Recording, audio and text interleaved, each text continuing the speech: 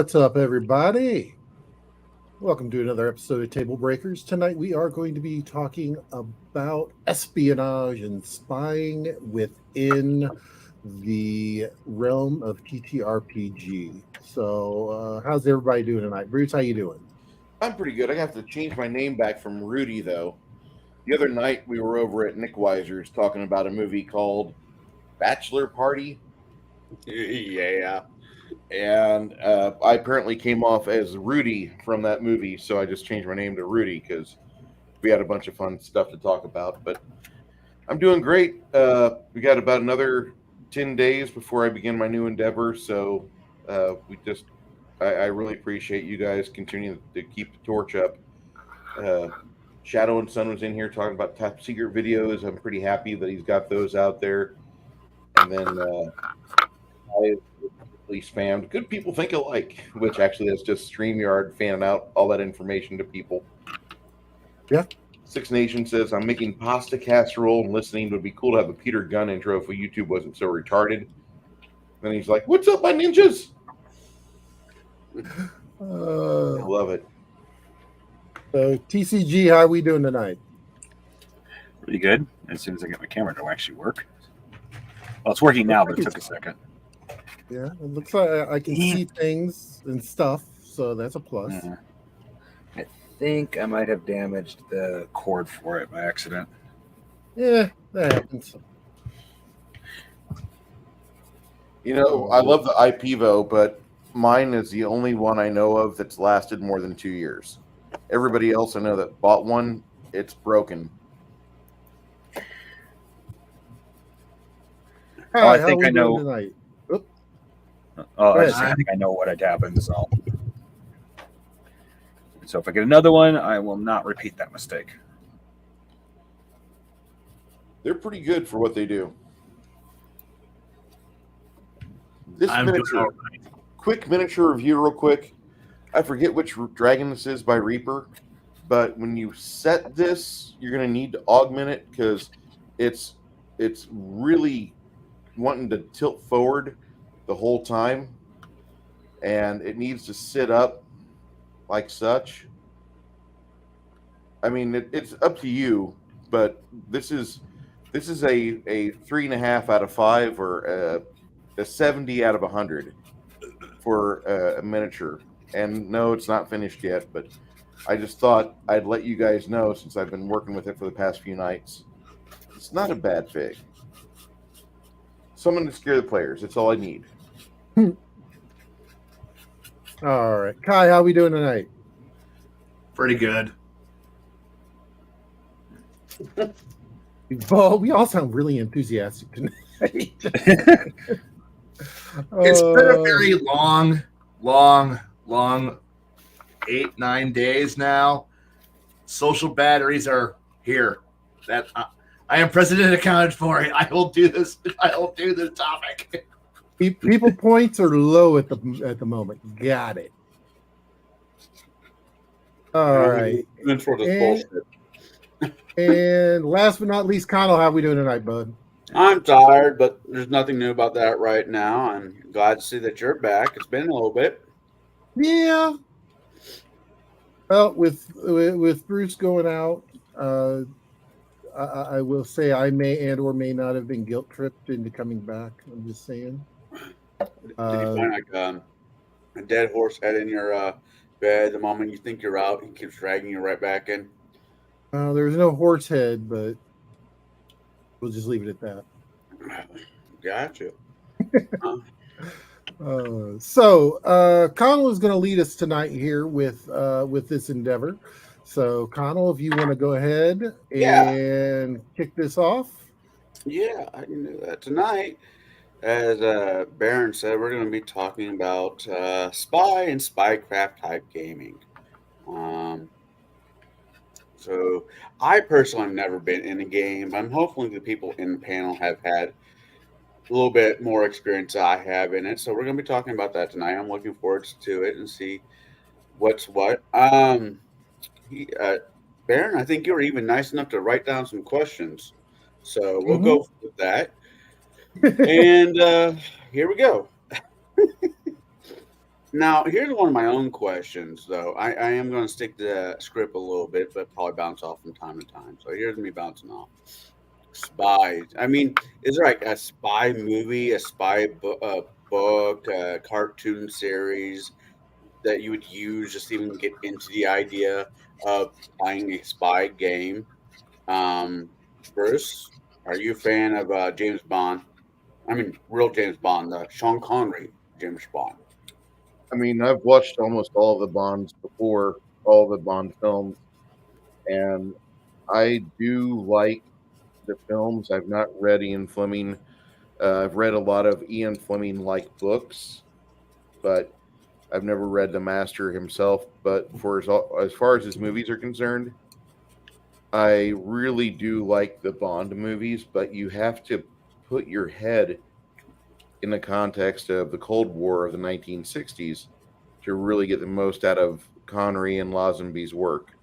And it sucks that Lazenby just didn't understand what he was stepping into, and afterwards he was celebrating his exit. And there's more movies to make, George. Get back in there, and he didn't do that. And then later on they had that Never Say Never Again stuff with Sean Connery's return for a final movie. But as far as the espionage side of it, I love the intrigue. I like the fact that Bond always kept his cool, even when he was being tortured, like in the most recent Casino Royale film, which is the last Bond movie, in my opinion. The others that followed are not that good, I thought. Okay. What would you like to know? I just what do you get from it? What part of the spy movies gets that particular engine going for you? Say, hey, I want to run a spy craft. I think the majority of these, of my aspect of running any sort of game, I think if you learn logistics as a GM, I think the rest of the game and storytelling is basically just a road trip trying to get there and get the players to recognize that, like, getting to your location is going to be 75% of your entire adventure. Once you're there, yeah, then things can come into play and other people can like do their special thing, but you've got to get to your location first. And that's the majority of the biggest problem in the Act 1 and 2 of all the Bond films is him actually getting to where he's supposed to be. And so he's got all these gadgets, all these things that are supposed to happen, now he's got skis and he's going to go down this Appalachian or this Swiss Alps mountainside. If you learn logistics, if you learn how to craft obstacles just by sheer positioning, you're going to run a really good spy campaign, because the majority of the game is just getting to where you can be effective and do what you're supposed to do for whoever your patron is. Right. Otherwise, the game is basically, well, we're in a bar and the action is 1,500 miles away. That's fair. All right. What about you, Baron? What movies, cartoons, books? Well, actually, one thing that I really enjoyed, and then this is gonna take a few of you back, but is Kids Next Door. Just the whole the way that was all just set up, the way that the individual people fit into each other, and then as the story went along, figuring out who their parents were and everything else. And it's it's one of those things that it was, for me, it was more of a slow burn type cartoon. They had the kind of the monster of the week type deal, but it was still, the overall arc was a very, very slow burn, which I actually really enjoy those type of games and campaigns and whatnot. Gotcha. Yeah, the Kids Next Door. I remember that being on not Nickelodeon, Cartoon Network there for a while. It was an interesting show. Crafty? Did you just call him crafty? Yes, because he's Okay. crafting right now. Don't let Crafty hear you say that. Mm-hmm. And I'm sorry. Anyway, Spy for me, I never watched. I mean, I did watch a few Bonds, but when it comes to spy stuff, this really stands out to me. It's like, excuse me a second.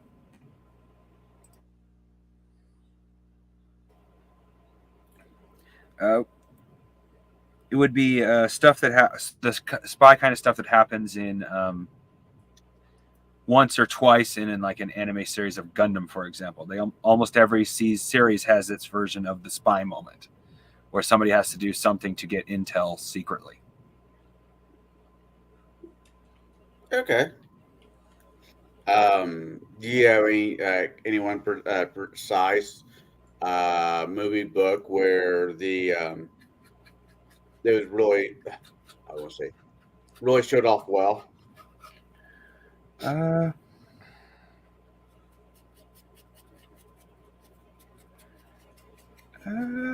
ask more about Gundam, but to be honest, I'm not the guy to ask because I don't know that show very well.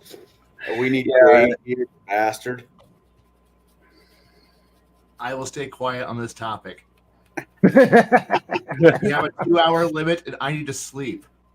That you heard it somewhere down the future. We're going to have a show all about Gundam and how to use them in your RPG. You'll be part of the panel, but the only two people talking is the crafting gamer and Kai, and that's it. This sounds like an easy next week. I have one request for when this happens. You have to choose. Are we going to do the UC timeline or the AC timeline? This matters a lot for if this will be a 4-hour talk or a we're never stopping talk. All right. I got you. Given the knowledge you have, Kai, I think it'd be best to let you make that decision. No. You're making the decision. I'm talking. He's just the talk guy. He's not the decision guy. That's Fair. right. Would you say you have your top people on it? Top men. Right. All right. What about you, Kai? Where do you get your spy and spycraft juices from when you decide you want to do something of that route? I'm going to ignore the movies because I don't want to run. If I'm going to do a spy in espionage political intrigue game, I'm not going to go play shooty bang bang explosions. I'm going to go pull from the first four the first 4 books of the Tom Clancy universe. Jack Ryan, Hunt for Red AKA October, Patriot Games, Red Storm Rising, and Clear and Present Danger. Also include Cardinal the Kremlin. That was number 5. In book form, it's number 2. Well, yeah, in the chronological side, but in order of release, Yes. it was Hunt for Red October, Red Storm Rising, Patriot Games, Clear and Present Danger, then Cardinal the Kremlin. Yep. And Those I are the remember 5. that way too well. I don't know. Goddamn. Yeah. But Those are the 5 books that if I'm going to go run a intrigue campaign, those are the ones I'm going to pull from because honestly, while I love Red Storm Rising, I stopped reading that book at I've read it so many times where I will stop reading it at approximately when the first bridge gets blown up. After that, I stopped reading. I don't care. At that point, it's the action shooty side of things, and I just go back and reread how many ways that I'm going to pull and make a bunch of smart people staring at photographs and television sets more interesting than a bunch of guys having tanks and bombers around. So that's where I'm looking at.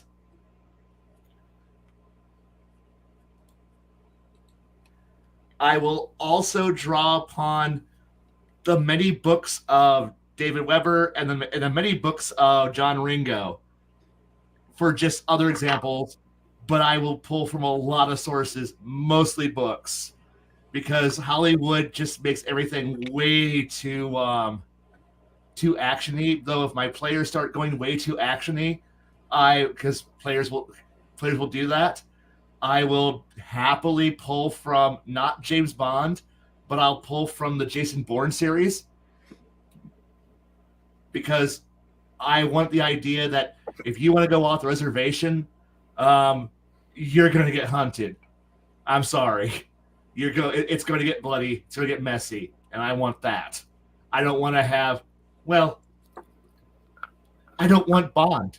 I really don't want Bond. I love Bond movies. I don't want to run Bond. Gotcha. No, that's fair. I mean, growing up, I got into the Jack Ryan novels as well.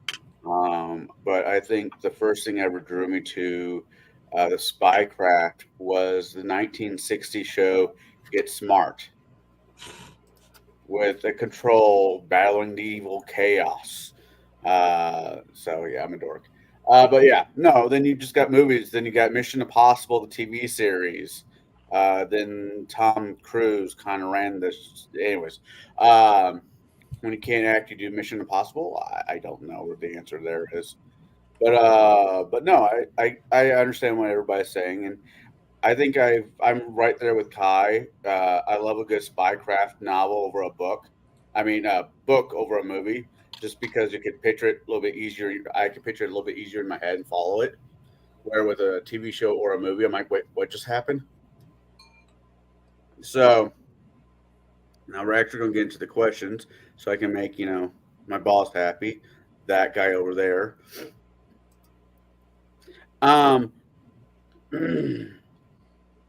Okay. What is the political landscape? Define the geopolitical situation in your RPG game. What nations, factions, or organization are at odds? Okay. So when you're running one of these campaigns, what does it look like? Do you have one guy, one organization after another organization, or is it multi-geo where everybody's kind of taking little jabs at everybody, and it's your player's job to see where it's coming from and who's going to take a swing at them next? How would you do it, Bruce? I'm trying to figure out how to word this. I need you to read Harry Turtledove. Okay. Okay.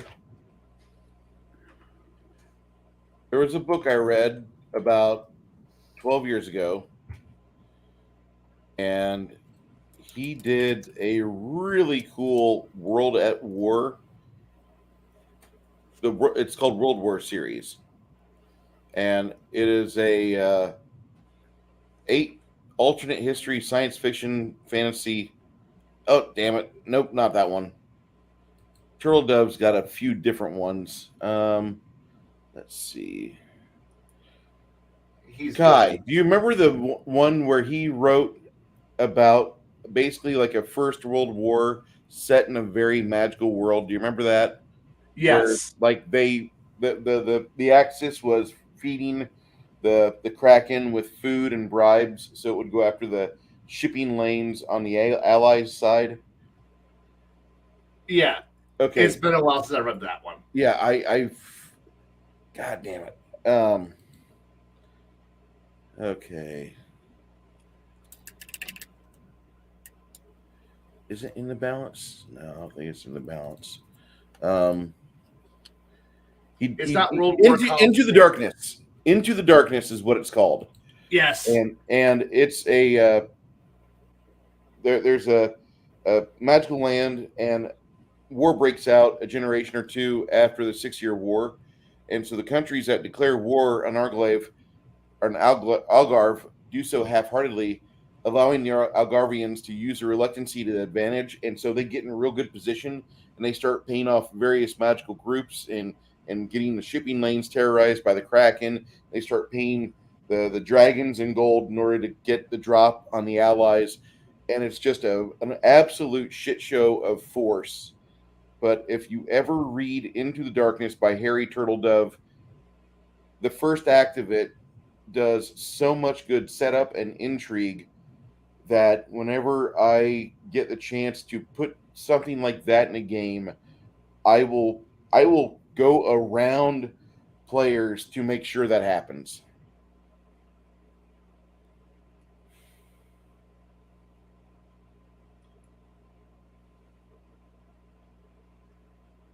What else do you want to know, Connell? Did we lose Connell? Did I lose? Oh, you're muted. Still here. Sorry, I'm muted. No, I liked your answer. I'll definitely have to look into that turtle dove gentleman. Harry Turtle Dove is going to be your best friend for the next 10 years. Yes. You right. just need to sit down with all of his books, and you're gonna be somebody different when you turn 45, but you're gonna be like, oh my god, I want to talk to you about a magical world at war. I want to talk to you about Earth with an alien invasion. I want to talk to you about a time traveler that goes back to the fucking Civil War with an AK-47. And Yeah. you're gonna come out of that bibliography that he did, and you're gonna be like, why the fuck didn't you tell me this shit before I turned 30? I could have been like somebody who actually could hold a conversation on Turtle Dove, and I would be able to just explain to you various movements, operations, and feints. And Turtle Dove, he's a big student of logistics as well. So whenever he does his war series, like you'll see like his troops and his mastery of land and terrain, and as he gets troops and plot, and he starts using logistics in that fashion. That's the main thing about intrigue. Intrigue is the ability to move your pieces of the chessboard while everybody thinks you're just passing. I'm not moving no pieces. I'm not moving no pieces. That's the entire game of intrigue, as far as I know it. Yes. And if you can convince other people you're not moving your pieces, that's amazing. Okay. Well, next time I got some spare change, I'll go to Audible, which is one of my favorite places to go and look into them and get started. Trust me, they're there. All right. Yeah. I think they might be on YouTube, actually. Baron? Yes. What do you use in your campaigns when you actually have the time and the energy to run for espionage games? What kind of political background things to use, as in the power base? Well, I mean, typically it depends on what you're running. If you're running a fantasy, the power base is always going to be either the king or the kingdom or the fiefdom or whatever. Could be a baron that's out there, who's trying to keep everything down, quelling, things that were, coups and whatnot.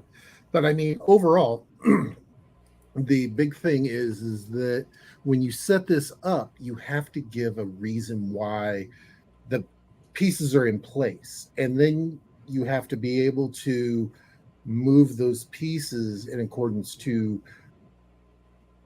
number one, how the story you see it developing, and number two is how with the players, how they use information that they gather. The biggest thing is and Colin, you've said that you've not played in a espionage game. I disagree. You have. You played in Kai's game. That was a high espionage game, even though we didn't do a lot of it.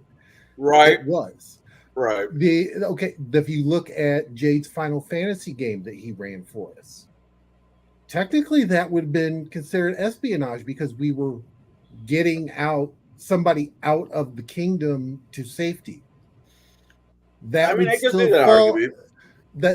So the thing is that when you think about espionage, every fantasy game you've played has had an element of this, because you've talked to people, you've investigated things, you're gathering information. That's the thing with when you're looking at a spycraft or espionage, is it's more focused on the information you gather as opposed to what you do with the information.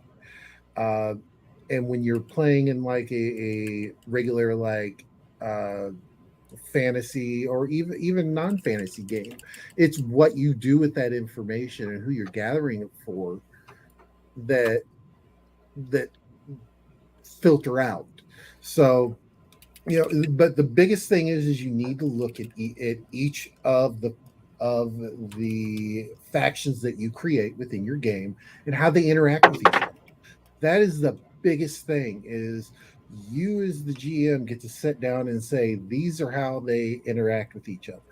Oh well, these two guys are really good friends, but they're always gathering information about what each other's doing just for the simple fact of they're friends, but they're more frenemies than friends. But outwardly to everyone, oh, we're friends, we're great. And that's one way to definitely look at that. All right. Yeah, that's fair. I have to rethink some of the games I've played in the past now that I put it that way. I'm sure Jade would run a great spycraft-ish game for us when he had the time. It was that Wrath of the Righteous would definitely have spy-ish feel to it from time to time. Oh, so definitely. Yeah, okay. I'm thinking, the problem I might be having is I'm thinking like not so much you are a scout group going out trying to figure out what's going on and gathering information, which I can understand gathering information is aspect of it, but to me it's not the same. But I could definitely see your point in that your remark. Crafty Gamer. Yes. If you were going to do a spy campaign and the wonderful system that you're putting together, how would it be? Would it be a government trying to put down the pirates of the high seas? Would the pirates have their own little secret group that spies on said governments? How would you do it? Well, that kind of depends on which area of the world you're in, because you have different governments in each one. But I'd probably try to play to more spy campaign strengths. Like, for example, I'd be, hey, this is more of a spy campaign. Don't play some of the more outlandish PCOs, such as the shipwright who can build these bizarre weapons unless you intend to specifically build spy craft like stuff. Yeah. Yes. So for my game, spycraft isn't really heavily in there, but there is a character that can become a spy in domain play. Gotcha. Well, all right, Kai. If you're running your campaign, which is, from my understanding, you only run for smart people, which is not me. And you're doing another type one shot like you did last year. How would you do the spycraftness in it? I mean, we all know that the current president's not the president. So how would we take care of that in a gathering information spy-like type of way? That's a really hard question, honestly. I'm trying to think of how to best answer that one. Oh, I also have another. Who inspires me on how to run better, on how to run spy intrigue campaigns very well? This guy. This guy. I have the doll. I still gotta get past the first season. It gets so much better. Connell, better. Sorry. Oh yeah, it does. But Connell, trust me, after you get to a certain point, your favorite saying will be, "And what do you want, you moon-faced assassin of joy?" I'll take your word on it. Anyways, back to. I'm looking about this, but yay big ARs. I need to kill it before it develops language skills. I mean, I know the character you're talking about. He always kind of reminds me of a few times I've seen him, tried to watch a show. He reminds me of like a Russian meets a a Russian meets a Ferengi that had love with a wolf for some odd reason. In short, you're meeting him at his lowest point. And the thing here is that if I was to run a one-shot again, because honestly, as much as I would love to pick things back up with you guys, I'm back on the flagship, being chased by the entire by the rest of the Republican Navy. As I was in the middle of writing out a bunch of EMS messages that were all warnings, the things that would be transmitting back and forth in the clear because of the fact that the coup is currently happening. The central magical communication grid's down, so people are having to try to broadcast short burst messages in the open on radio, which means they have to be encoded, transmitted, and then try to be backwards and forwards. And then I realized I was starting to write out the amount of crazy crud that has to happen, because I know when the question said, do you do factions? This is one of the books that inspires me on how complex I write my my political interaction between the various nations in my world. So I have a fact book.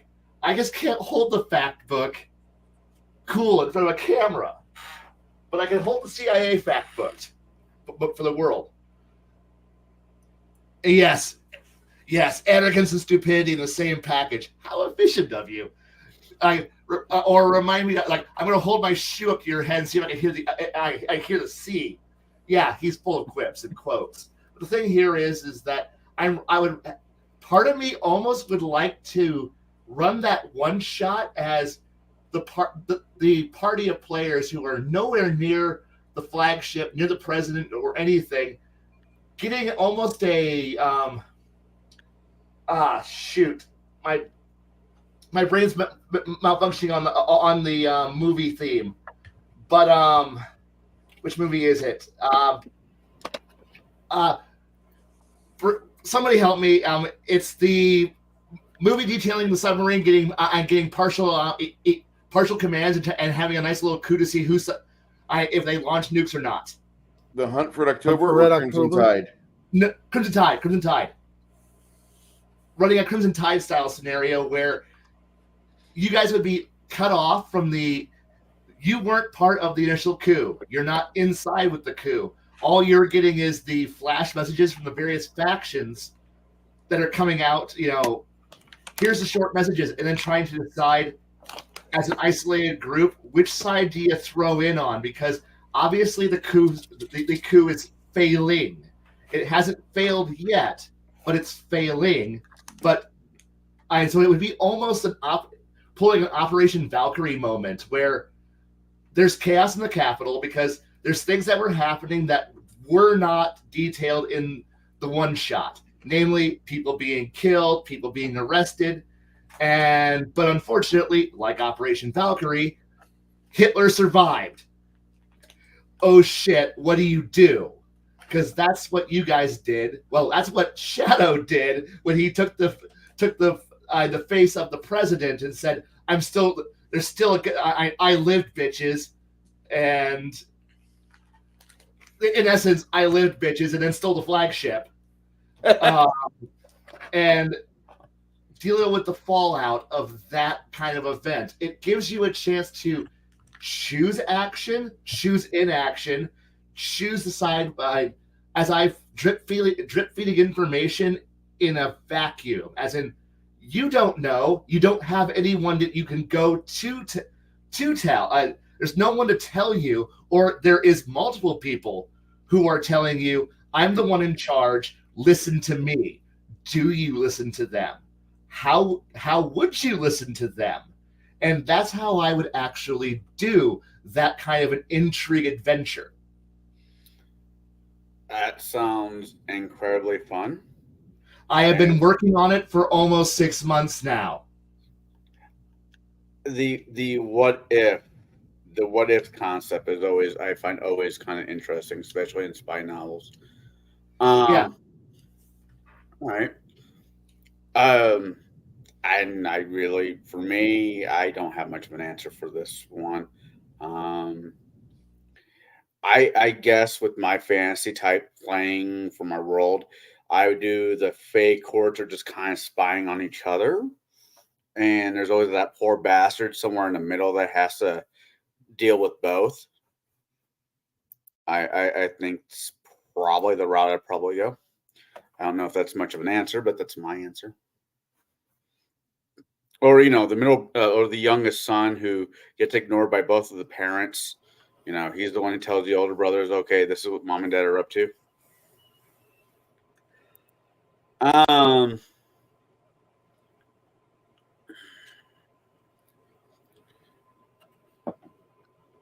reading the second question. Give me a hot second. Okay. In your campaign, Bruce, you have different factions in it, right? Yeah, quite a few. Quite a few. Now, how do these factions get their information in your campaign? Do you make the players do it, work for it, or do you have their own ways? And I know I'm in your campaign, so there's only so much you're willing to share, but share as much as you're willing to. Well, in the Against the Giants campaign, there's actually like 7 major factions in it.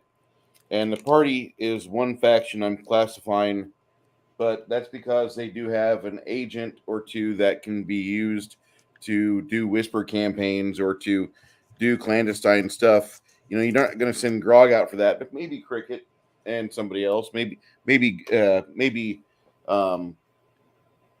Grimson will go with her because he can cast all sorts of stuff as well. But I would say that there's about 6 factions that are NPCs, and they do their best to try to influence the players a certain way. It doesn't always work, but like right now, I've got a plan where the party has just destroyed the fire giant enclave, and the storm giant Volstis is seeing what's going on, and he's trying to ramp up what he's doing. Unfortunately, the players find out that he's looking for a weapon, and the weapon is being built right now somewhere else, being like on the plains. And so that's what's going on with that campaign. The players will, if they want to make it to where Volstis can't use that weapon and he has to fight them without it, they have to go either destroy it or go find it themselves. Gotcha.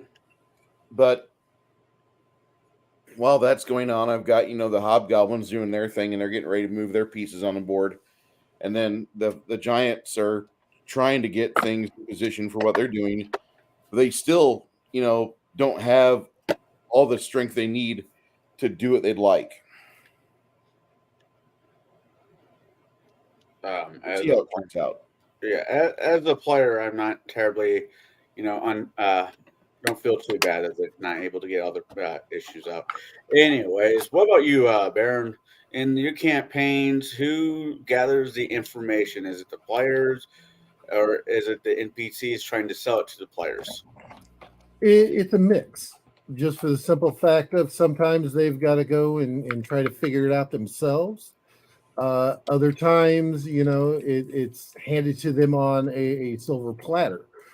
But then, when they're getting handed on the silver platter, they have to stop and think, is this going to be a reliable piece of information? So, yeah, it's one of those things where, especially if you're working with any type of espionage or things along those lines, you have to look at how the information, the credibility of it, Right. because they can be fed whatever they can be fed. And I mean, to a point of, I know of a couple games out there where the patron was actually the big bad of the thing, and he was giving them all kinds of things to do that was setting him up to be able to take over.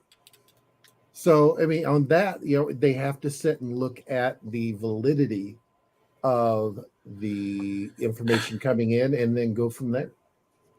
Okay. All right. Crafty Gamer, back to you. How would you handle this? Pirates selling out other pirates, government selling it to pirates. How would you handle the trading and the gathering of intel?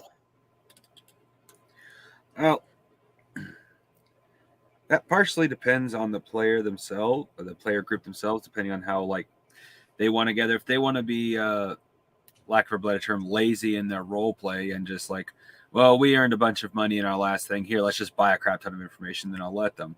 But otherwise, I'll try to encourage that they actually do some footwork, a little bit of role play, try to figure out the information themselves, especially if they have the marksman in their group who kind of gets in his description gets suggested he could probably do that. Okay. I could see that. What about you, Kai? Okay. So who's the party getting information from? Correct. That's the question, right? Right. Where would you gather your information? Who would you? Yeah. All right. This always comes down to what level of connections the players have. If the players are just guys on, a bunch of wandering nomads who walked into town and they are now part of something, yeah, whatever. They just go gather information like, most of us who are read newspaper, gather things. But I also have another thing that I draw upon a lot. This book. This book has 2 chapters in it that are magical. Utterly magical. What's that? I'm going with you. Okay, utterly magical. I'm listening. It's they detail 2 organizations known as Imperial Intelligence, also known as the Ubictorate, or the Ein or Compnor, which has its own thing. These also have similar connections that if you understood how the KGB operated, the NKVD operated, the SS and the Gestapo operated, how the CIA operates, and how the FBI operates, and how every secret service an intelligence organization operates. And at that point, you get to figure out what level of integration, interaction, and knowledge of what's going on does the players have access to.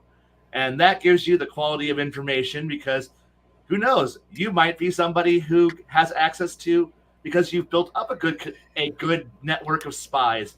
You might have several editors of the Associated Press or Reuters on speed dial, because you want to get independent verification of a problem that's happening, but you don't want anyone else to know that you might have an idea. Because that's always the thing about this, is always, we as GMs, when we give out information, we tend to throw out, the brick of information. It's like, this is the obvious solution.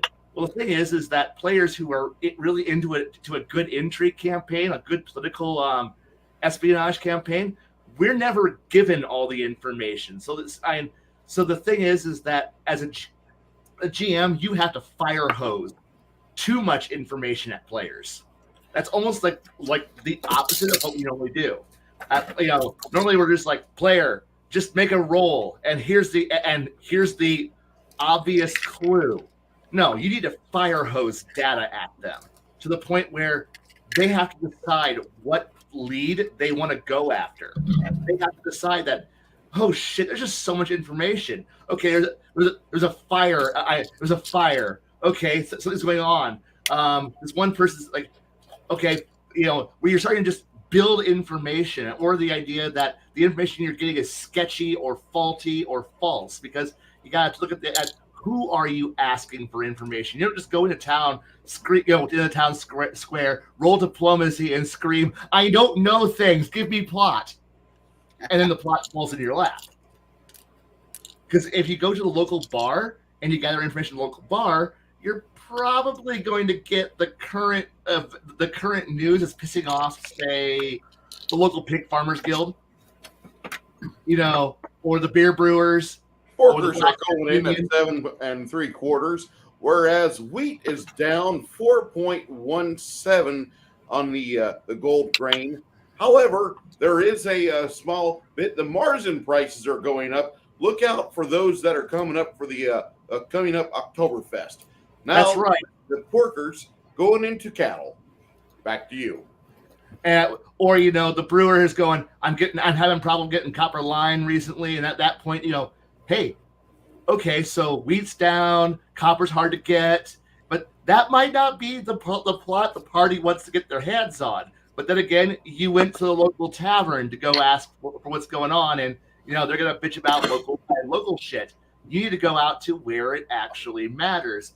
But if your GM fire hoses information at you way too much, and suddenly you might go, why is the local lord, putting on a remastered opera? Is that important? I think it might be, but how? And you start putting out too many pieces, and watch the players try to put together a picture. It may not be the right picture, but it's a picture. And the thing is that the bigger the access of material they have access to, the bigger a picture they get. But like all pictures, resolution is what it becomes harder and easier to get. So when my players go, I gather information, it's at that point, the smart players go, okay, I need to focus my search into this area and into the resolution I need to get a general picture, and then I'll zoom into where I need to be. So I'll cast it over town. Major problem in town. Okay, this is zoom into the dockyards. Or if I need, who's the current shipping smuggling masters? Well, you instantly go to dockyards and longshore, in the Teamsters, longshoremen and Teamsters. Figure out what's going on with them, and then you work out from there. The problem is that's you need as a GM at that point to be very, very skilled at being able to throw information that may be a red herring, but may not be a red herring. And hell, the red herring you throw might turn out to be a more interesting plot than your actual plot line. And that's the fun part about fire hosing. Boom. We're out to stop the assassination of the king, but we've also uncovered a horrible, horrible infiltration of our entire economic and banking system that the king may die, but we're going to have the collapse of the entire Western economic system. We should probably focus on that one. But the king, he can be replaced. The banking system cannot be. Excuse me. We need to go save the economy. And then watch the party go off on this thing. And with one player who's stupid and not following behind. But the king is expendable. Okay. Expendable kings. I think they call that regicide. I have something. I have an idea here, and I need to throw this out there. Kai, look up Raging Swan Press. Raging Swan Press, and fire off a email to Creighton and say, you don't have any books on news gossip that you could find in town. And then write up 400 pieces of information that you can fire hose with players. That way, whenever the player's like, I wrote a 37 gather information check, what do I know? You can give them all sorts. There's a secret cabal of bankers and business moguls who are currently gathering outside town. They are doing something. No one knows. It's currently off limits. What do you do? All right.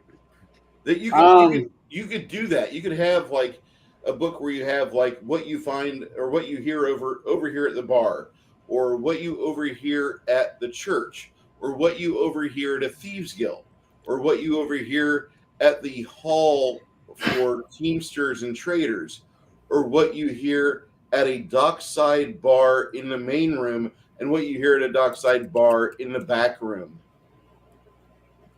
You could do that. That would be hilariously fun. I would enjoy doing that one. You should write that up and fire that off to Creighton Broadhurst, because he would buy it and he would make you published, my friend. Help me with this after the stream. I would love to do this. Okay, I'm in. Okay. Listen, boys and girls of all ages, it's not about your main hustle, it's about the side hustle. These two gentlemen just found a new side hustle because we're talking about this tonight. It's the accidental hustle. That is the best hustle. All right. When it comes to gathering information, I like brothels. Because it's always amazing what people say to the person who's entertaining them and such that they normally would not say outside of that situation. The concept of pillow talk. So if I hypothetically was running one of these games and one of the players came up to me, so I needed to gather information, my response is, where are you going to go? And he by chance say a brothel, I would probably give him, a little bit of bonus on the roll because that's, in my opinion, that's where you get, you get somewhat interesting information from. Or you don't torture somebody for information. They'll tell you whatever you want to hear just so you will stop. So as Kai says, using a fire hose of information, yeah, give them boxes full of information and let those poor bastards try to figure out what's what. Wait, we went through 15 boxes just to realize that he is going to the opera tonight. Yeah, but we didn't know that before. Okay. So, I like what I'm hearing. Melissa Rabble, a playwright from downtown, says that she really wants to get a new hairstyle and is looking at the Lord Farquaad. Okay. Hey, now you discovered that there's actually might be a party coming up soon that you can probably sneak into, because obviously if this tart is dressing herself up to be all pretty and stuff, now there's a party. Now you can infiltrate. Now you can get close to the prince. Now you can fuck with them.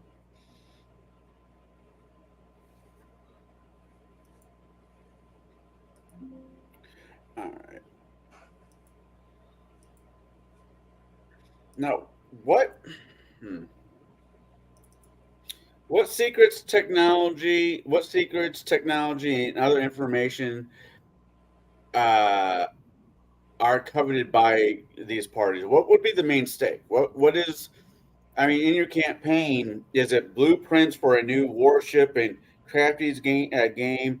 Is it information that the president is really no longer the president? It's the third cousin of his former roommate's second kid that you're not related to at all? What is the MacGuffin of the what they're looking for? And how important is it? I know that sounds like a dumb question, but is it a recipe for a tuna fish sandwich, or is it, actual national secrets?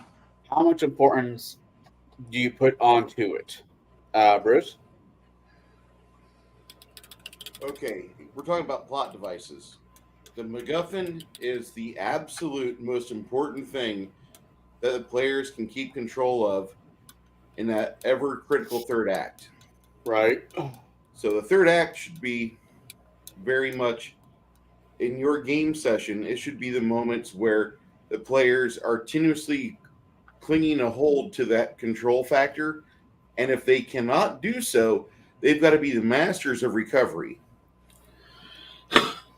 I would recommend for a MacGuffin, I would recommend a VIP portion of it where they have to guard a VIP. Or maybe worse yet, do a tower rush. If you understand, take a VIP and get them at this location despite all the activity going on, and make it to where the players are pulling everything out their ass. They're doing their absolute best to try to not be seen as they take Mr. VIP or Mrs. VIP through a harried location with about 7 to 10 different challenges. And we'll even throw in like 4 extra factions that are hostile to super VIP.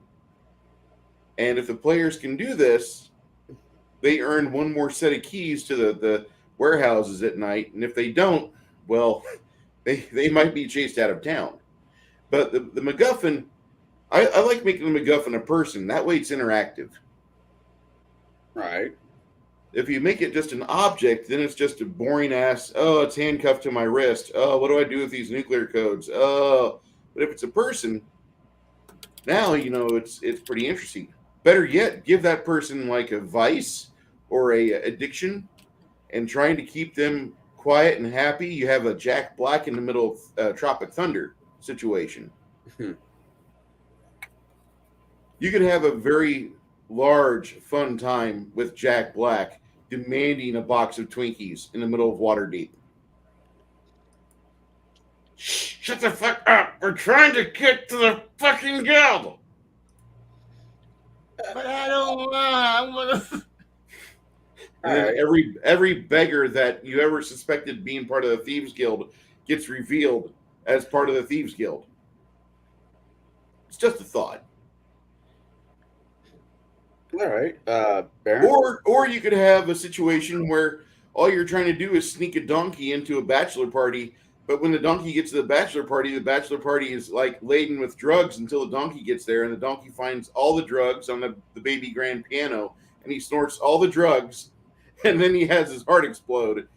And now we have to figure out what to do with the donkey. What parties have you been to? Don't ask. Better if you don't know. Fair. Just remember, Kelly can be a girl's name too. What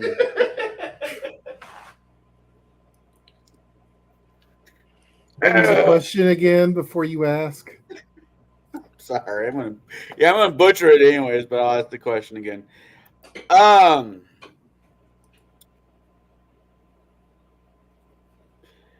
What's the motivation behind it? What is it in your campaign? Secrets, technology, information. What makes the players go out and try to find the info?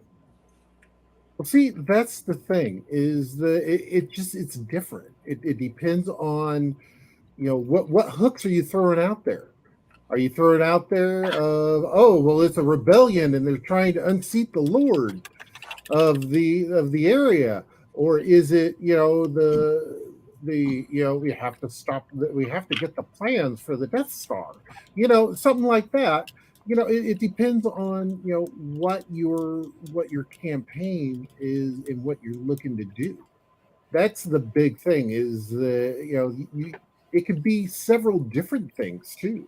It could be we need to get these plans in order to stop it, and then on top of it we have to get all this other stuff, information on how to use it, and that's the thing, is that with looking at how you set up the campaign will dictate on how you go about it. And the way to sit and say, I'm just gonna throw them out there and just see what sticks. Sometimes that works. Sometimes that doesn't work as well. So I mean, you just have to know. This is the thing. Get to know your players. What are they looking for? Are they going to be bored because they're looking after plans for this ungodly battle station? Are they going to be more interested in gathering information on how to take down the corrupt politicians that are setting up some kind of atrocity? It all depends on what you set up with your game, and you have to know your players. That's where that session 0 or even a one-to-one conversation with those players to get the expectations. To know your players is always good advice. I don't really care what we're talking about, as long as we're talking about RPG. Knowing your players is some of the best advice you can get from anybody. Crafty Gamer. Well, it'll really depend on, as Baron already said, on the players, but It also depends on what kind of game is being run. Like, for example, if I'm doing a more conventional type of game under my setup, it would be plans to a specialty ship or maybe the ultimate construct or something like that. But there's also times where I like running things slightly on the darker side with a little like Call of Cthulhu twist, in which case their target would actually be the still living brain of a high official or some sort of scientist. Not his body, just his brain in a jar. Just his brain in a jar. Make sure you get the right Nothing big, just a brain in a jar. Just his brain. And make We sure have a celebrity game designer in the chat right now, by the way. Oh yeah, Oh, hey there. I've heard about this thing called heroic. Yeah, I think we're going to do a 1-shot or 2-shot of it here pretty soon, Bear. We talked about it earlier. We'll holler at you. We have big plans, young man. Big plans. Celebrity, what the huh? Yes, you. maybe, Bear, do you like spy movies? If so, share some of your favorite spy movies in the chat. Because I'm sure as hell know what I'm talking about here. All right. So that was Crafty Gamer. What about you? I'd like to talk to you about your extended car warranty, sir. I don't know any of you. This is not where I parked my car. You like movies about gladiators? Shirley. Don't call me Shirley, son. All right. I believe Kai is up next on the. Yeah, Kai's up parade. next. I don't know. And which MacGuffin which MacGuffin campaign story am I running today? I've got at least 2 that I've enjoyed running in the past with Legend of the Five Rings. For those people who like playing Scorpion, if you really like intrigue and manipulation and espionage, play a Scorpion campaign. Look at all your other players and say, fuck every other clan. We're not playing any of them. We're going to go play a Scorpion campaign. We're going to be the most hated but most important group possible, because then you drop in their lap there's a prophecy. It's a bad one. And we need to uphold our actual job, our sworn duty to the Empire as the most hated and evil group to actually do our jobs. And that is to protect the Empire. From who? The Emperor. How do we do that? That's the hard part. And then you all and the whole time you're all operating under this horrible auspice of eventually, to save everyone, you have to betray everyone, because you know the prophecy and no one else can know. And therefore you must do the most terrible thing possible and accept punishment for doing it, because it's the right thing to do. Or you can play the other L5R intrigue plot line, which is the Kolot, which is, we hate the gods. We hate the celestial order. Mankind should rule the world, not the divine. And therefore, but don't worry, every single clan operates under the divine mandate. The gods operate under the divine mandate. The Emperor operates under this. We want to overthrow the entire social order. We cannot ever let anyone know we're doing this. So how do we do this? By slow, horrible, meticulous work. You're playing a normal campaign, but don't worry. One player in your group could possibly be a Kolot. You'll never know. The Kolot player probably won't even know. Or everyone's in on it. And at that point, you're running 2 campaigns. The campaign that everyone else gets to see, and the campaign you're playing in secret. And that's really what for me, it's like, for me, the MacGuffin is always knowledge. Like, it's the knowledge that you're doing things that nobody else should. Sure, being a bodyguard, that's low-level peon work. Hunt down a rogue agent, low-level peon work. Run run some scam, again, low-level peon work. Secretly run an entire shadow government in the background and with its own shadow economy and news system and you're part of this monstrous organization, and you have no idea where you're at in it. You have no idea the scale that you're part of it. You may think you're important, but you're expendable. Everyone's expendable. Just got to keep reminding yourself that. Everyone's an expendable asset, even you.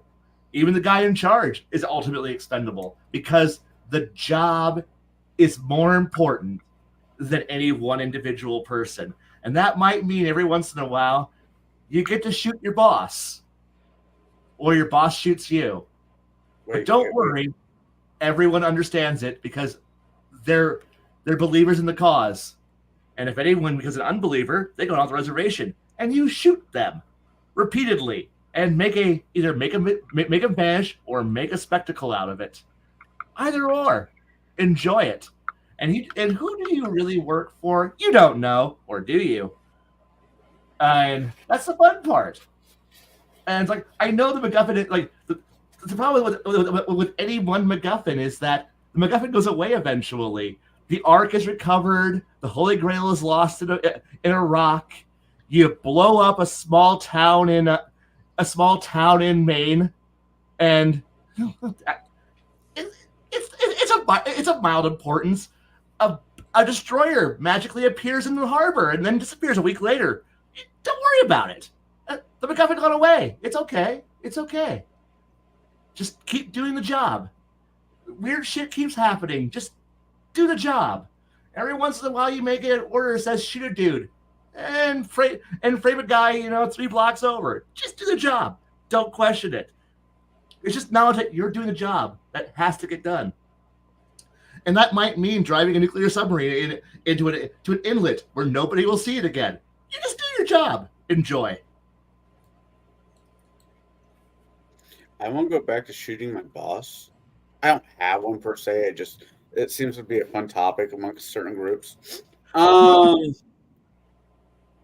Hey, if to get the job done, to save the world, to save the country, to buy another week for the lurching dying machine that is the government that you serve, to continue lurching forward for just 1 or 2 more days, involves shooting your boss, shoot your boss. Just do it. I want to say thank you, YouTube, for having us as long as you did.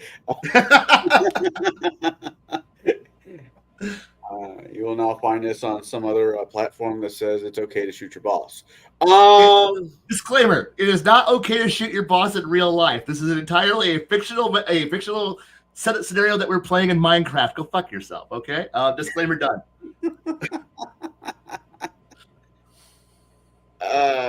Yeah, Burnos. That was actually a fun that was a fun show. Bear actually brought up a couple different movies. At least, yeah, Cloak and Dagger, Sneakers, Burnos. Those were fun. Great ones. Really fun. And Burnos had the great and awesome Bruce Campbell in it, so it's kind of hard for me to be mad at that.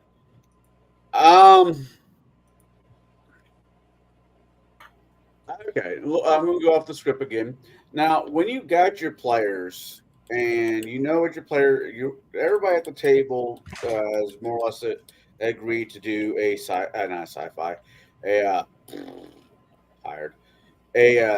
spy-ish type show. The question is, how do you get started? How do you get that particular ball going? Are they all kind of doing their own thing, and they get a message that self-destructs in 30 seconds?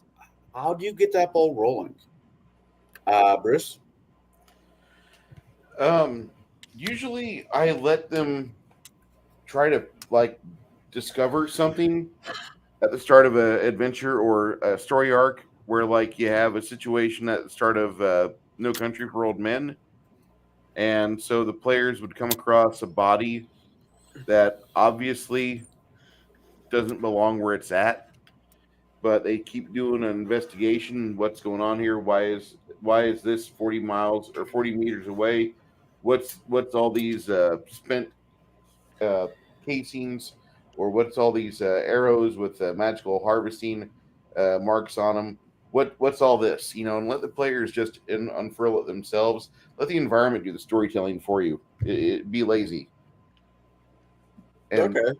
I had not opposed to that thought processing, being lazy. All right.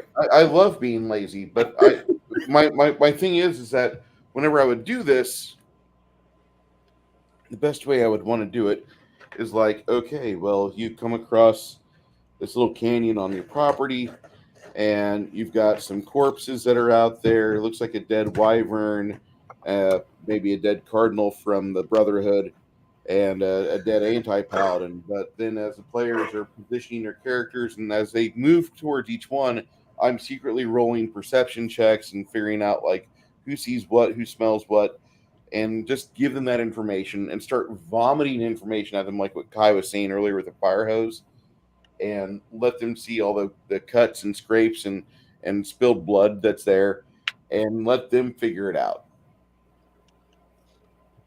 Yeah, that makes a great deal. I said that earlier. That makes a great deal of sense. But I like using the miniatures for that, because as the miniatures get close to certain areas, like they can start seeing a little better. The perception checks get easier, so they get a chance to actually like get some detailed information on this. All right.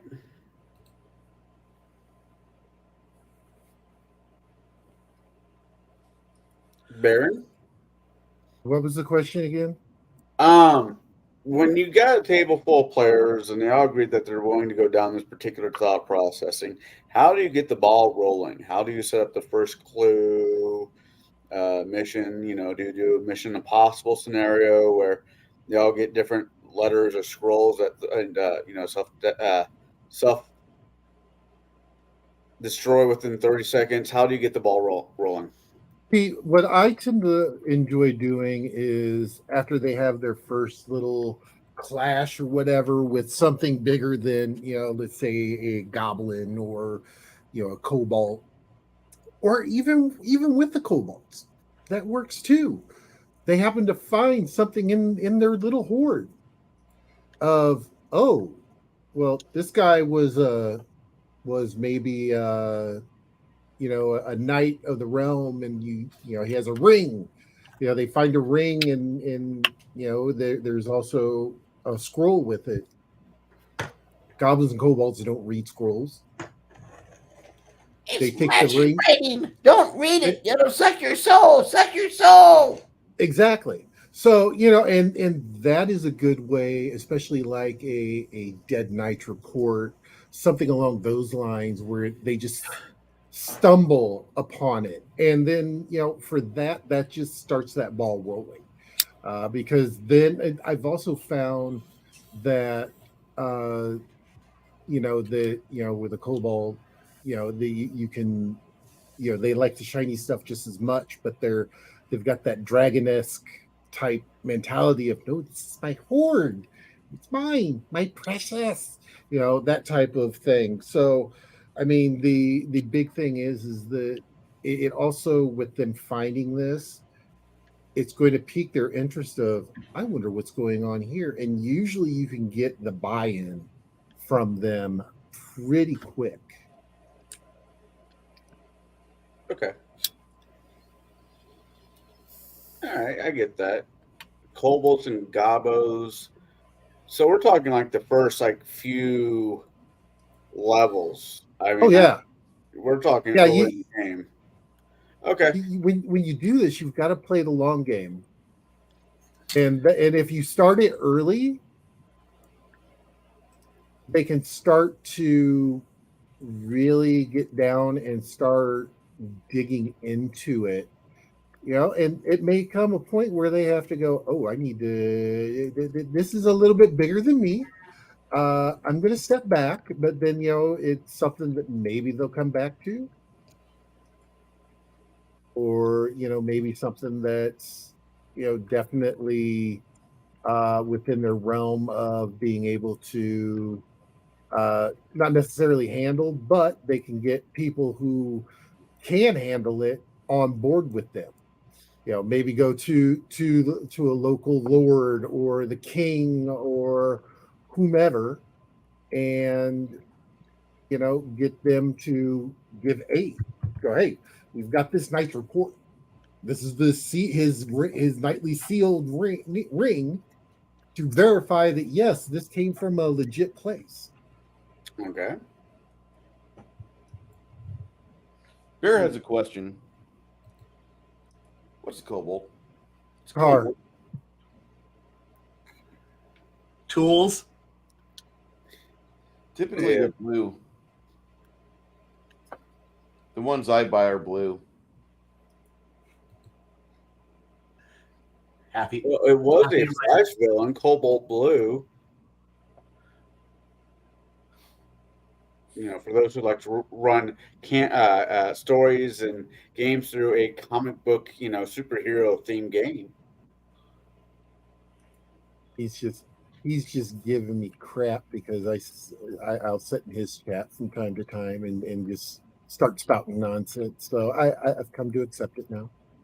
Okay. It's a thing. It's a thing. All right. Okay, so what about you, Crafty Gamer? How do you get that particular ball running in your campaign? Well, that can depend on two things. One, how am I going to get the player's interest? And two, kind of what I'm feeling like at that particular moment. Like if I was going to put up that kind of campaign or put up that just as a one-shot adventure, what I'll do is have someone come up to the players, maybe shady, maybe not. But and if and then if I think the players are going to just go for it, they're going to be really interested, then I'll just hey, we have a job for you. This is how much it pays. Do this for us. And I've only done this once because I was on a time schedule. 1 second. Let me fit it. Which was the crap. I lost my train of thought. Oh yeah, which was the blackmailing of players' characters so that they had to do it. That's because I was on a time crunch. All right, excuse me a second. Okay, Kai. Honestly, the thing is that you don't ever really just have the whole party signing on at once because no one's just brought in all at the same time. It should be literally from adventure one that you're putting in the plot hooks of what's going to happen. So I'm going to agree with what Baron said. Is this simply there should be the little tests quietly being done to get you ready to be recruited, because honestly, unless the players do a legitimate amazing super moment where you get to have a Men in Black session where somebody shows up and goes, "Hi, I want to talk to you. Hey, you 4 people, you 4 to 8 people, I need to talk to you about some stuff." And then you take them off and on the magic cart, the magic wagon ride where they all pass out and wake up in an undisclosed location, and good, got to see you're all awake. I need to talk to you about the fact that you're about to be potentially recruited into a wonderful secret organization that will do super secret spy squirrel stuff. That, I'm sorry, Men in Black doesn't happen. And where you leave that little caveat of, and if you fail any of these tests, we will shoot you and dump your body, unceremoniously in a river where no one will ever find you again. And everyone, oh shit! You don't do that. No, you slowly work players into it. Some players don't realize that they're working for a super secret shadow organization that's here to protect your way of life without you realizing it. While the 1 or 2 players who are smart, capable, understand what's going on and and can count to 4 are the ones who are recruited into the lowest ranks, and then they slowly manipulate the rest. And if you got the 2 smart players, you go, "Oh shit, we're part of a grand conspiracy, aren't we?" Yes. You could feed the information to those 2, and then those 2 look at each other and go, "Do we tell our handlers? And how do we tell the rest of the party about the fact that we know what's going on?" At which point, eventually it's going to come down to, 5, 6, 10 sessions down the road where you put them into a situation where they have to go, hey guys, I want to come clean about this. We're about to go do something really, really stupid, and we've actually been on the payroll for a good/bad thing. Negotiable on if it's actually, look, they're paying us. We're gonna go do it. Who do we work for? Not a question. Don't ask. We're gonna go do it now. Okay, can we question it later? Maybe. Okay, you have a fun reveal moment because, because honestly, how often are you going to see an entire elite shock strike team of super secret spies? No, you're gonna get that one guy who is super secret spy Squirrel, and his group of buddies who we will always call, the guy who flies the airplane or airship, the guy who's a good mechanic, the guy who's, what job do you really do? I like guns. I like lots of guns, the biggest guns possible, and I'm an excellent smith at them. I need you. I knew you did, sir. And what else do you do? I blow shit up. Fantastic. And of course you have the guy. What was that? I was say, and of course you have the guy. What do you do? If I told you, I would give you nightmares. Right, but you have them, and like I said, one player is the one who's fully read in, the one who knows what's going on. Maybe, like every definitive is actually a maybe, or actually not. But you have one player who's got a good grasp, and maybe they work themselves up, and maybe they bring the rest of the party in.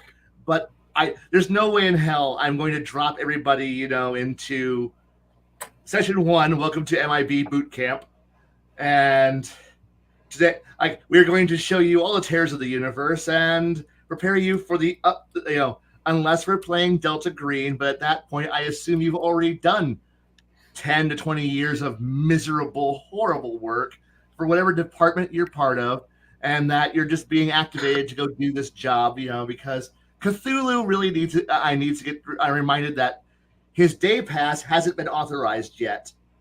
He needs to go back into the water, and you need to remind him of his job. By all means, he can't come out of the water for 15 more years. Go back into the water, sir. We haven't authorized your day pass yet. No, excuse me. Hey, Bob, start shooting. And it's like remind him of why he stays in the water. Will do, sir. Will do. And things happen, and it's fun. But so unless I'm running Delta Green, no, you're not all read in. You're not all part of it.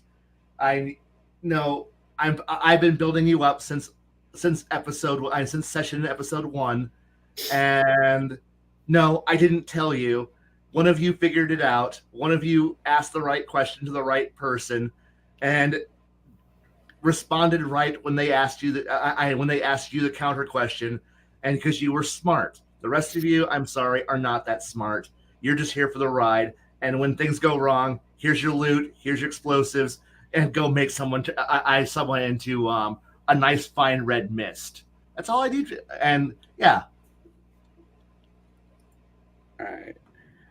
There was this movie, and the reason I'm bringing this up, there was this movie that came out years ago where this guy was on the airplane and he got mistaken as a spy. And he was on a class trip to somewhere, and like to Europe, and the whole thing just went sideways on him. It wanted to be a James Bond meets a high school field trip type movie.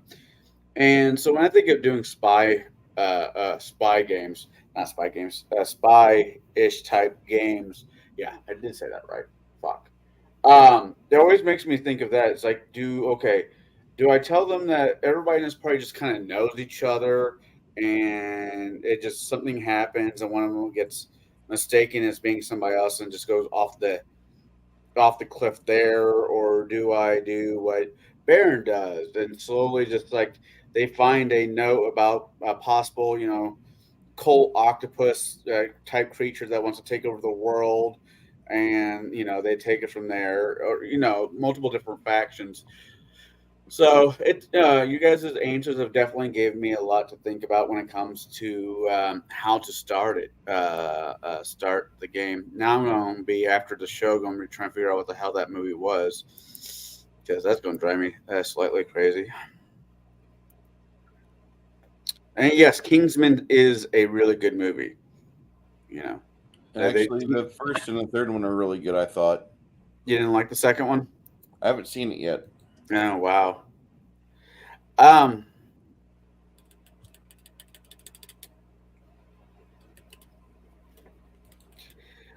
How we briefly talked about this earlier, about where they get their information from, it being through allies, rivals with their own hidden agendas. How do you run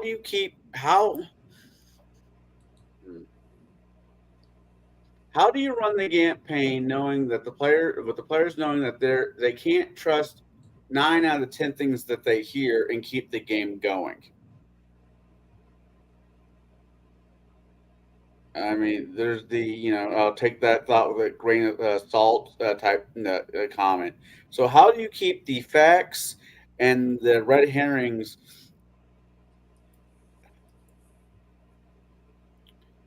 going and have the game actually continue going in a good way instead of just blowing up Station 2? Bruce? I try to take good notes. I really try to take good notes. I can't stress that enough. In lieu of good notes, then what I'll do is I'll go back and watch the video replay of what we did on our stream together. And I would say that if you have a YouTube channel, go ahead and stream it. Even if you guys say no words, just go ahead and stream it. The worst you're going to do is make somebody else feel like, hey, I have thoughts like that. I say no words. There's people out there like me. Cool. That's awesome. Okay. So is that okay? Baron?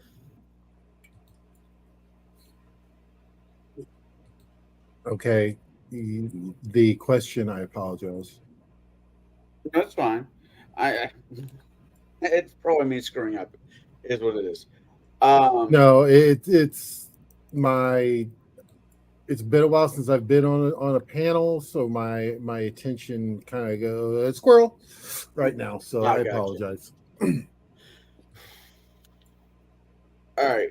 The question is how do you keep the players at the table with the concept that 9 out of 10 things they're going to hear is probably false, and they only have a little bit of information they can actually trust that comes from allies or other sources? How do you keep them actually planted into the campaign without the campaign blowing up? Well, it's really easy. Is that you make sure that you're feeding them equal amounts, if not a little bit more, of factual information than incorrect information. For the simple fact of, if they're sitting here fact checking things like this, they may not fact check everything going forward. And at that point, that's when the real fun begins. Then they're like, oh crap, we should have double checked that. And that now they get into a point of, you know what, screw this. We're tired of being screwed with by XYZ organization.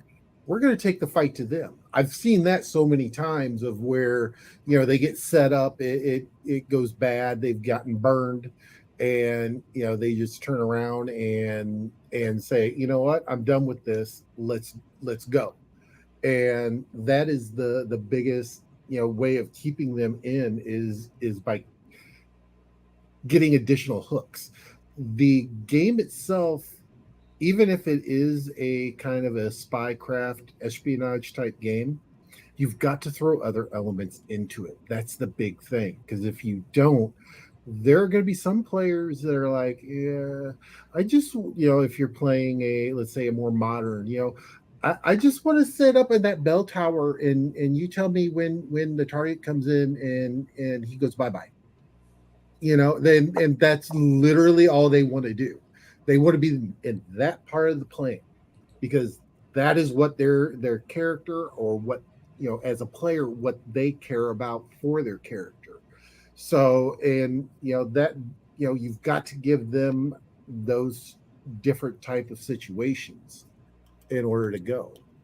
Wow, I didn't think my answer was that bad that he had to leave.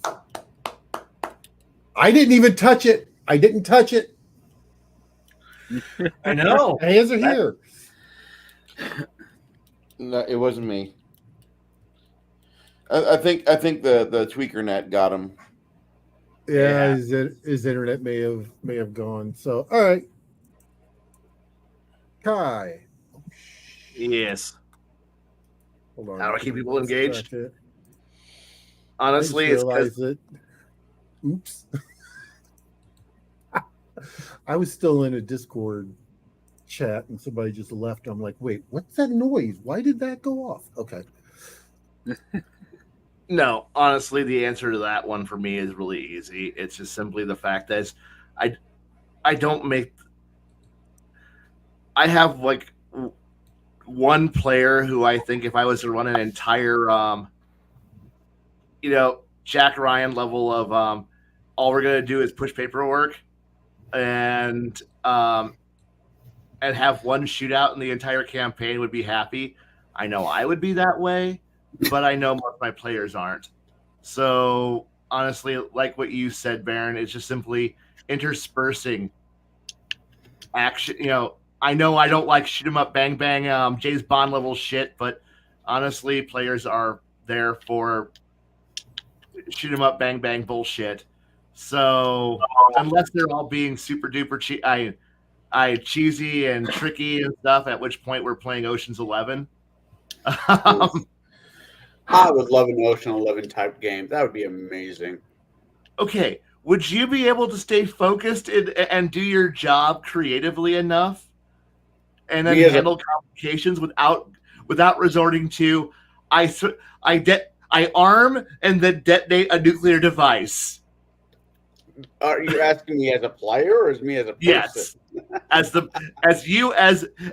If I was to do this, would you be able to do whatever the cool job that you're supposed to do without throwing two bags of holding into each other to solve a problem? Yeah. By the way, that wasn't me. That was great. But yeah, I understand. But you were there. You could have stopped it. Yeah, No, I wanted to see what. I could actually. Now, here's the key part. If I gave you access to that nuclear device, would you be able to resist using it? Oh, yeah. Okay. Then yes. Okay. Because that's part of this thing, is that part of the fun is giving players way too much access to way too much equipment and material. And then telling them, show a hair of control. I'm about to give you access to Q's laboratory. Can you only grab what you need? Not everything, and then mug three guys on the way out for what they've got. And players don't tend to or you let them walk out with the entire inventory somehow strapped to them and then go, please use it. I want to see you catastrophically fail.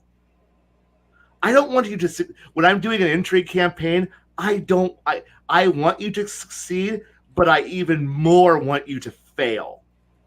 Not because of anything I did, but because of what you did. I gave you a wrist-mounted rocket launcher nuclear device death laser. I want you to use it. Is it the optimal choice? No, it's never the optimal choice. But you did blow up an entire train in the middle of town. There's going to be consequences. but I want to see what the players do when I give them access to.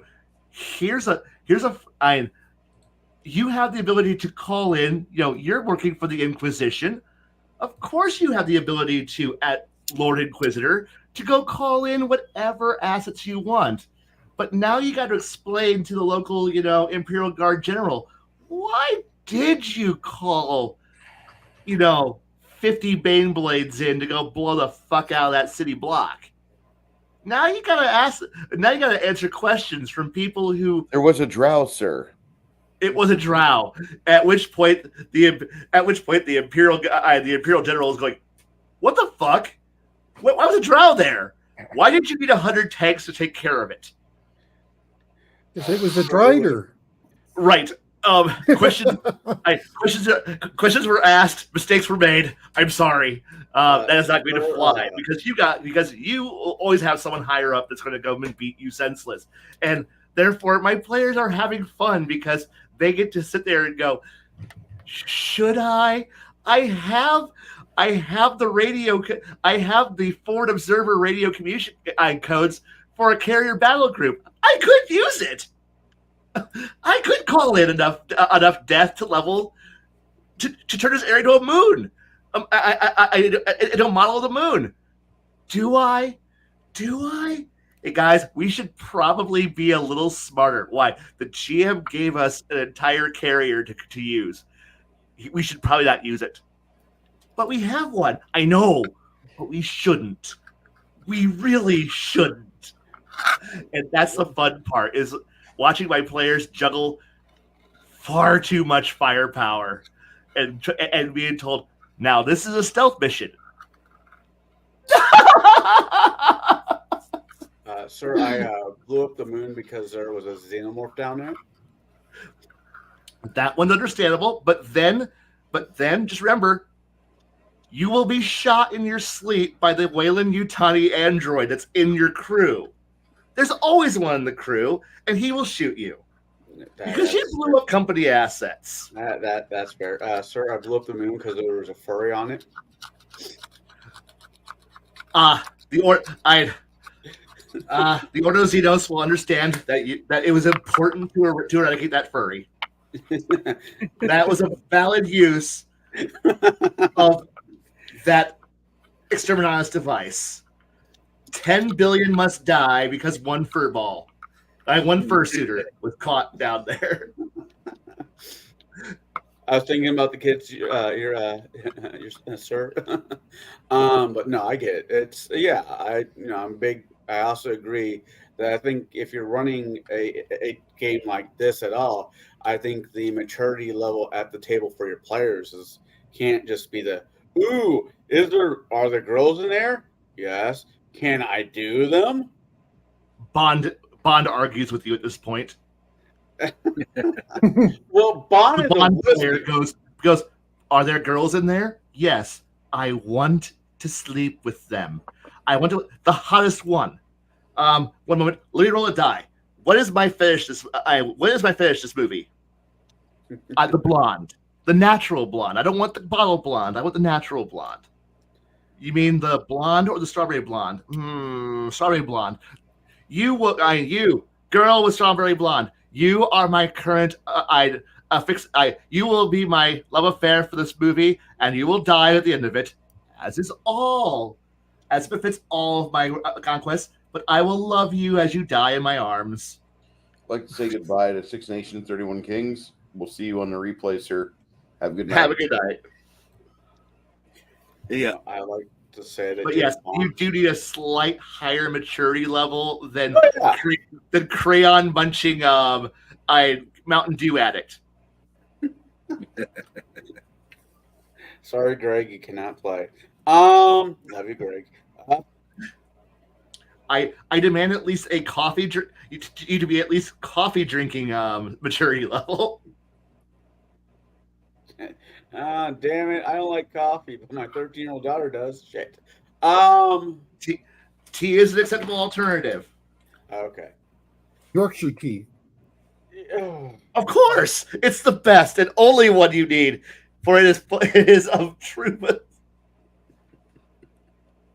Sorry, I've been watching a lot of Spiffing Brit lately, so when you said tea, it immediately went into my brain. Well, yes, all good empires are based around tea, around Yorkshire tea. Good God, man. That's right.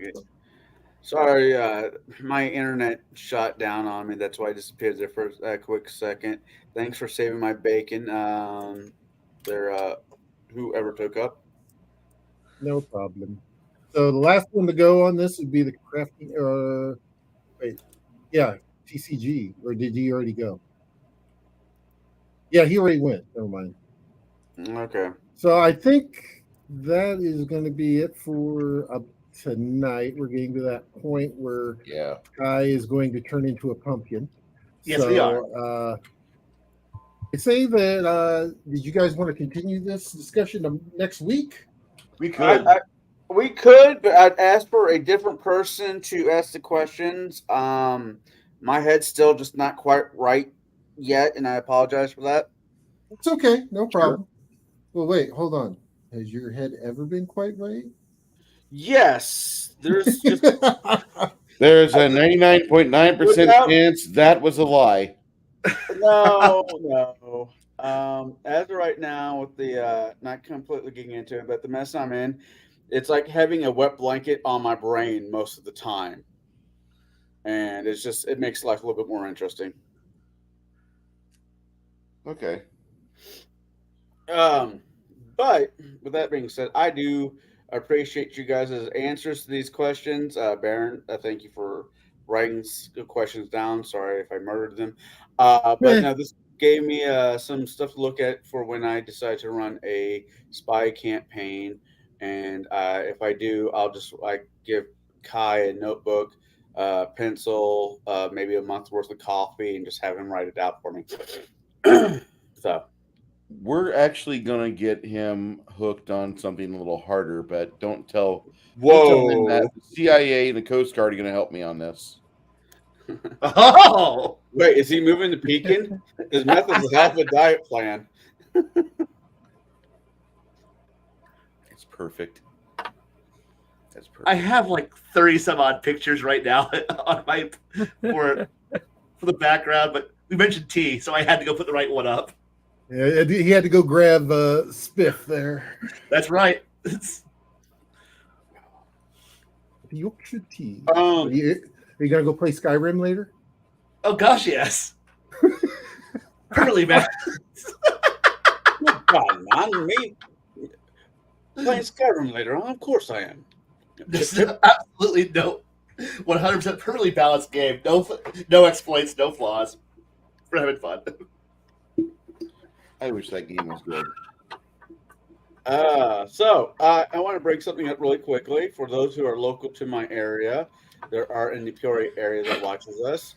On May 4th in Peoria Heights, there is a cigar lounge I'm going to, and they're hosting an event called a Steak at the Park, where you go there, you'll be able to smoke cigars, and it will be at the same time a Find Your New Forever friend home. There'll be dogs for puppies looking for new homes.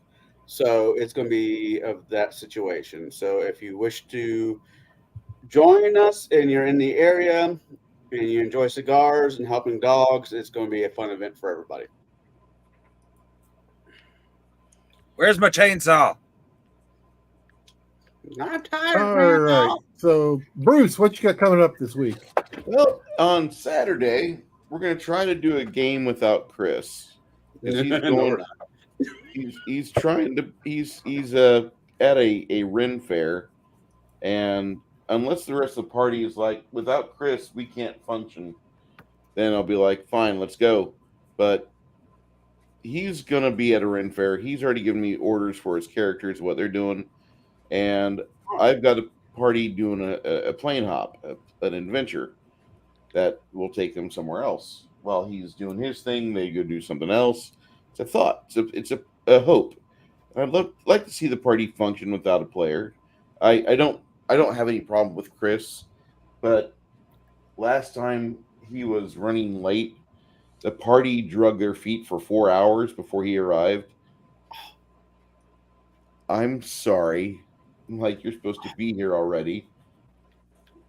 I'm not nearly as bad as Max, but I was really frustrated with, like, you delayed my game for fucking 4 hours. Didn't like that at all. But anyway, that's where my head's at. We're gonna have that on Saturday. Hopefully everybody shows up. Hopefully we get a chance to play. I want to play. Then Monday of next week, we are reviewing the movie we watched Sunday night, which will be The Full Monty from 1997. And No way. yeah, Oh my god. That had to have been a Janet pick. Yeah, that's kind of what I'm thinking. how did you guess? Followed up by Magic Mike and Magic Mike XXL. Magic Mike in Scotland. That's really what it was. Is. Guilt. Janet is having some sort of guilt festival movie celebration. I don't get it. I don't know what's going on.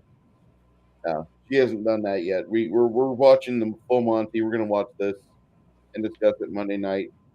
Tuesday of next week is going to be a by night with Nick Weiser, and then Saturday of next week we're going to continue the exciting adventures of the Alpha group testing through Stoneholm and see what Lord Strawn has for the players. I think Janet would do amazing in an evil campaign. And the reason why I say that is every time we run up against something new, people, she wants to either kill them or enslave them. You know, she's never read R.A. Salvatore, but I think she would probably like his first 6 or 7 books. She'd be an excellent drow. That's all I'm saying. That's what I'm saying, sir. Yeah. Is this Janet? Like our Janet? Sweet, Or little sweet, innocent Janet? Dirty fun Janet? Yes.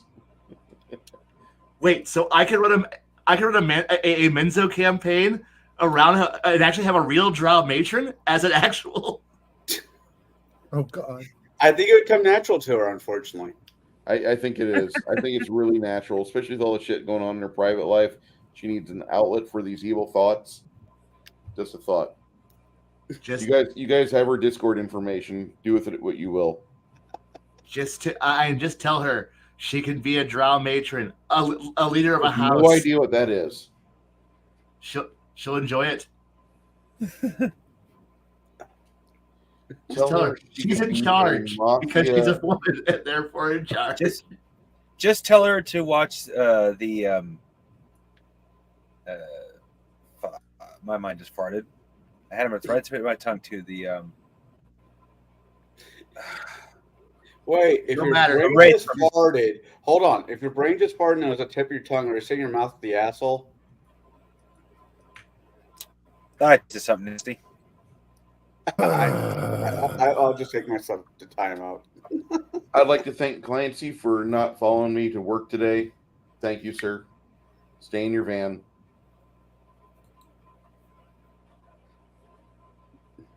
All right, Connell, what do you got coming up this weekend? Well, of course, I got Bruce's game, which I'm looking forward to see how that pans out. I enjoy his games. Then Sunday, we are doing the 2020 Dune remake of the Dune movie, part 1. It was unannounced pick, and we decided to run with it. So I look forward to talking about it and the multiple issues why it. Anyways, we'll talk about it on Sunday. Alrighty. Hi, is this an off week for your musings? I don't know. Is it an off week? I'm not sure anymore. It all blends together. This week will be an off week. Okay. Well, unless Bruce's folks, don't show up, and then it may be an earlier show with you. Wait, Huh? Bruce, your parents are showing up? No, Gamers. if the game doesn't go, then he yeah. may call. They'll call Kai and go. We're going to do this. I am I'll off be at. like, I "Crap." crawl home at 3:30. That's when I get in the door. All right, and TCG, what do you got coming up this week? This Saturday, I have a Robotech talking about the Zentradi in the RDF. Right, and myself, I the past few nights have been getting back into the streaming on Twitch. It's Baron G Rock, all one word. I've been playing Timberborn, so I've been playing with my beavers online, and yeah, been pretty good reception to that. So I may actually here about an hour or two, I may actually fire that up and go a little bit. So make sure you do check that out. But I think that's all we have. Bruce, take us out. All right, ladies and gentlemen, thank you so much for being part of our evening tonight. This is Tablebreakers. Please subscribe to Connell the Scar DM, Chimerian and his wonderful ramblings, Baron G Rock, and the Crafting Gamer. For this evening, we are out of the auditorium, and we bid you all a very fond farewell.